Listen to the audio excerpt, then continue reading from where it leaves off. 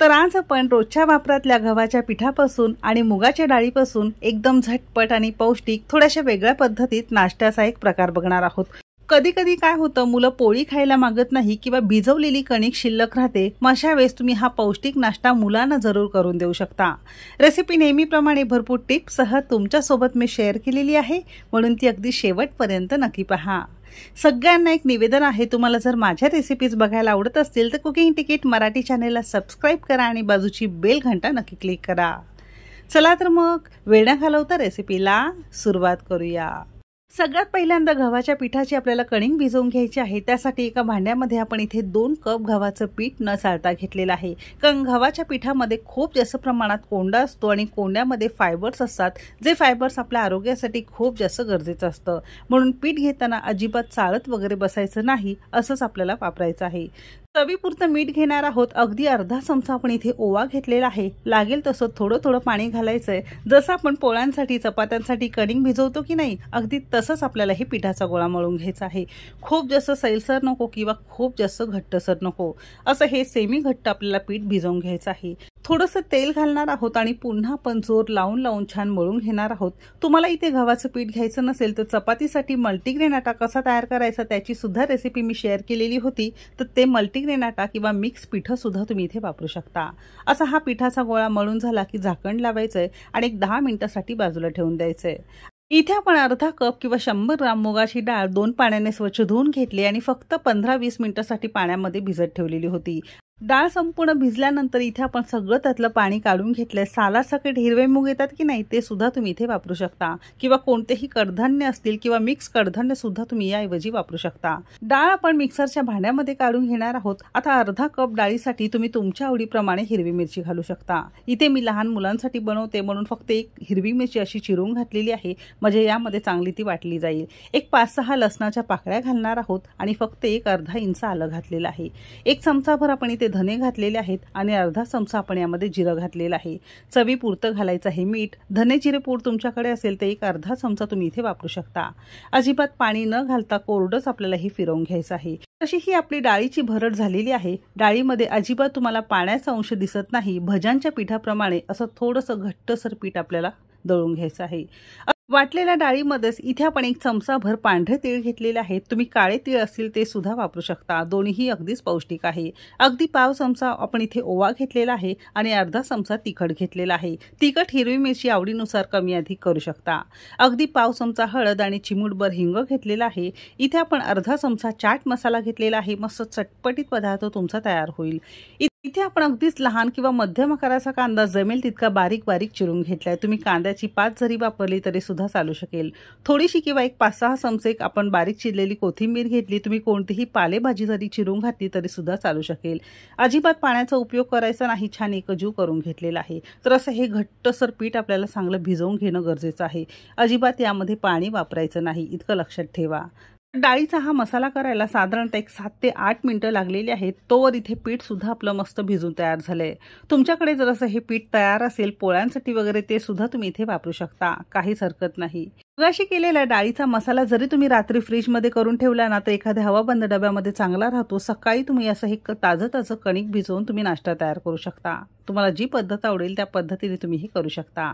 थोडंसं पुन्हा आपण पीठ छान गुळगुळीत मळून घेतलेलं आहे, म्हणजे सगळं असं छान एकजीव होईल। आणि रोजच्या चपात्यांसाठी कसे आपण मध्यम आकाराचे गोळे करतो ना, अगदी तसेच आपल्याला एकसारखे छान गोळे करायचे आहेत। आता गोळे जर व्यवस्थित एकसारखे व्हायचे असतील तसं हे सुरीने केलं की हाताला पीठ सुद्धा चिटकत नाही आणि अगदी एकसारखे गोळे तुमचे तयार होतील। तुम्ही एकदा नक्की करून पहा। तर असे हे मध्यम आकाराचे आपण गोळे करून घेतलेले आहेत। एक गोळा घेतलेला आहे। थोडंसं आवश्यकतेनुसार गव्हाचं पीठ भुरभुरू शकता किंवा असंच जरी लाटून घेतलं तरी सुद्धा चालू शकेल। जमेल तितकी पातळ पोळी तुम्हाला ही लाटून घ्यायची आहे। बघू शकता असं ही छान पातळ पोळी आपण लाटून घेतलेली आहे। अजिबात जाड ठेवू नका, जितकी पातळ लाटाल तितका पदार्थ तुमचा छान कुरकुरीत होईल। आता ही भाजी आपल्याला साधारणतः 2 गच्च चमचे किंवा लहान घेत असाल तर एक 3 ते 4 चमचे घालायचं आहे। हाताने असं हे छान पातळ आपल्याला पसरून घ्यायचं आहे। बघू शकता पाणी घातलं असतं तर अगदीच हे पातळ झालं असतं, म्हणून असं हे घट्ट थोडंसं ठेवायचं आहे। पोळीला अशी छान पातळ भाजी लावून घेतली की अगदी कडेपासून तुम्ही इथे व्हिडिओमध्ये बघू शकता जमेल तितका बारीक किंवा पातळ छान रोल करून घ्यायचा आहे। जितका पातळ रोल कराल तितकं दिसायला छान दिसतं। दिसायला छान दिसलं की मुलं सुद्धा त्याला अट्रॅक्ट होतात आणि असे हे पौष्टिक पदार्थ आपसूक खायला लागतात। म्हणून सगळ्या पालकांना किंवा ज्यांचे स्पेशली लहान मुलं असतील ना, तर त्यांना असे पौष्टिक पदार्थ मुलांना द्यायचे असतील ना, तशा ह्या वेगवेगळ्या डिझाईनमध्ये मुलांना दिलं तर मुलं त्याला जास्त अट्रॅक्ट होतात आणि हे सगळे पौष्टिक पदार्थ आपसूक त्यांच्या पोटात जातात. म्हणून असे हे पौष्टिक पदार्थ त्यांना तुम्ही नक्की द्या. रोल छान करून घेतला की बाजूच्या कडासुद्धा आपल्याला व्यवस्थित दाबून घ्यायचे, जेणेकरून यामधून पीठ बाहेर येऊ नये. तर असा हा छान आपण रोल करून घेतलेला आहे आणि याच पद्धतीने एक 3 ते 4 रोल इतक्या पिठाचे तयार होतात. सकाळी हे सगळं करणं तुम्हाला जर शक्य नसेल तर रात्री जरी असे हे रोल करून तुम्ही एखाद्या हवाबंद डब्यामध्ये फ्रीजमध्ये स्टोअर केले, सकाळी तुम्हाला कुरकुरीत नाश्ता मुलांना देता येईल. तर असे हे रोल तुम्हाला जसे जमेल तसे नक्की करून द्या, पण नक्की करून पहा, कारण खूप जास्त हे पौष्टिक आहे. तर इतक्या जिन्नसात असे हे 4 मध्यम आकाराचे रोल आपले तयार झालेले आहेत. रोल तयार झाले की आपल्याला हे छान वाफवून घ्यायचे, कारण यामध्ये घेतलेली सगळी जिन्नस आपण कच्चीच वापरली आहे.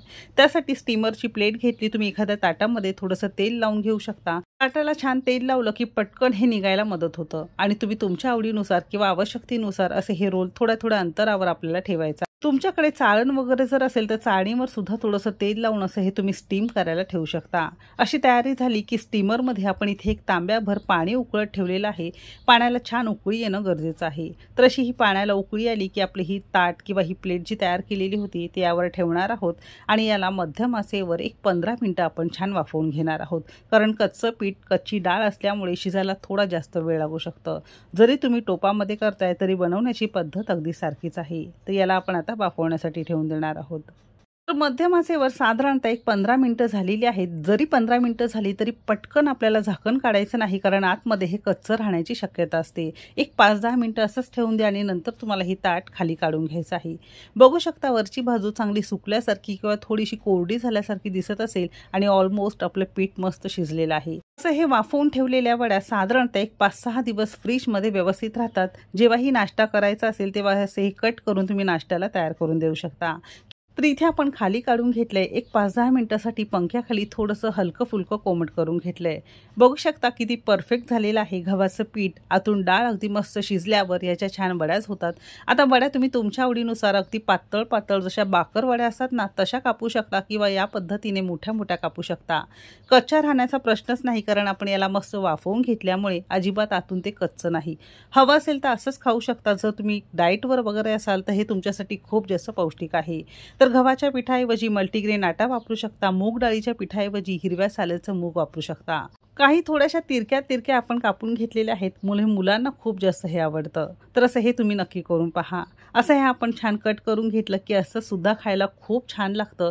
आपण याला मस्त कुरकुरीत आणि आणखीन छान टेस्टी किंवा तुम्ही फ्राईड मोमोज तर नक्कीच खाल्ले असतील व्हेजवाले, तर अगदी त्याच चवीचे हा नाश्त्याचा प्रकार लागतो. तर एकदा नक्की करून पहा आणि मला कमेंट करायला अजिबात विसरू नका. तर असे हे आपण छान करून घेतलेलं आहे. आपण याला थोड्याशा तेलामध्ये डीप फ्राय करून घेणार आहोत. तुम्ही शॅलो फ्राय सुद्धा करू शकता. डीप फ्राय करण्यासाठी एका छोट्या कढईमध्ये आपण इथे 2 पळ्या तेल गरम करून घेतलेलं आहे. मोठ्या आचेवर छान कडकडीतच तेल आपल्याला गरम करून घ्यायचंय. आता जितकी कढई लहान मोठी त्यानुसार तुम्हाला अशा या वड्या घालायच्या आहे आणि मोठ्या आचेवरच आपल्याला एक साधारणतः 2 ते 3 मिनिटे एका बाजू उलटून घ्यायची आणि दुसऱ्या बाजूने सुद्धा, म्हणजे दोन्ही बाजूने एक 5-6 मिनिटं मोठ्या आचेवर रंग छान बदलेपर्यंत मस्त कुरकुरीत होईपर्यंत आपण मस्त तळून घेणार आहोत. तर अगदी मोमोजच्या चवीचे लागणारा हा नाश्ताचा पौष्टिक पदार्थ तुम्ही नक्की करून पहा. मी जेव्हा माझ्या घरामध्ये हा पदार्थ तयार केलेला होता ना, तर माझ्या मुलांनी मला ती प्रतिक्रिया दिली मोमोजची, ती मी तुमच्यासोबत शेअर केलेली आहे. तर तुमच्या मुलांसाठी किंवा मोठ्यांसाठी तुम्ही सुद्धा नक्की करून पहा. तर इतक्या पिठाचे साधारणतः एक 5-6 जणांना व्यवस्थित नाश्त्याचा प्रकार पुरू शकतो. थोडेसे तीळ भुरभुरलेले आहेत, दिसायला छान दिसतं, आणखीन खूप जास्त पौष्टिक होईल. तर असे हे मस्त कुरकुरीत गव्हाचं पीठ आणि मुगाच्या डाळीपासून पौष्टिक नाश्ता खाण्यासाठी तयार झालेला आहे. एकदम कुरकुरीत आहे. तर आजची ही नाश्त्याची युनिक आणि मस्त रेसिपी तुम्हाला कशी वाटली कमेंट करायला अजिबात विसरू नका. रेसिपी जर आवडली असेल तर एक लाईक नक्की करा.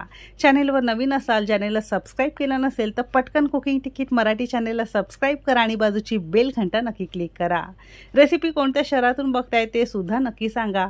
चला तर मग भेटू एक मस्त आणि जबरदस्त रेसिपी सोबत. तोपर्यंत मस्त खा आणि स्वस्त रहा.